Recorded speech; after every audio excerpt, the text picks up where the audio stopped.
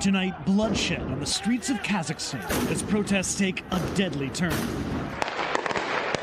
Shots ringing out across the city of Almaty. Security forces say they, quote, eliminated dozens of demonstrators, leaving more than 1,000 injured after swarms of armed protesters sieged government buildings and set them on fire overnight. At least 12 officers were killed, another 350 hurt, 2 of them beheaded, according to police. Authorities releasing this surveillance footage showing a car plowing through a line of officers responding to the protests. President Kassym-Jomart Tokayev's residence in Almaty desolate and charred. A day after armed protesters broke in, their burnt-out trucks lodged in security checkpoints.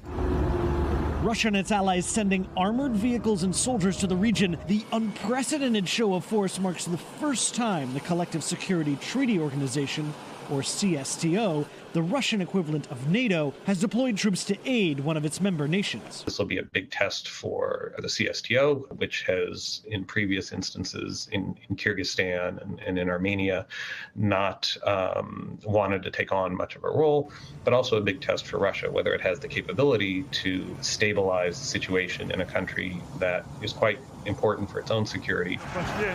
The protests in Kazakhstan, which were sparked by anger over a surge in fuel prices, have since exploded into nationwide demonstrations.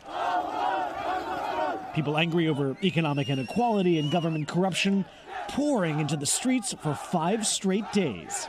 The president conceded to demands to reinstitute price caps on fuel and replace his entire cabinet, but all that has done little to quiet the movement.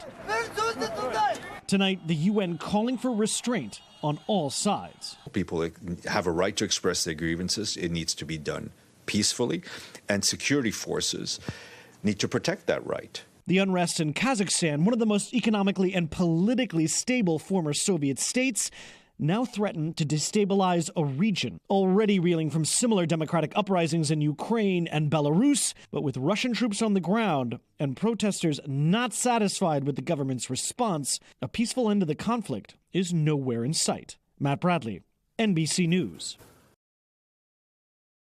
Thanks for watching our YouTube channel. Follow today's top stories and breaking news by downloading the NBC News app.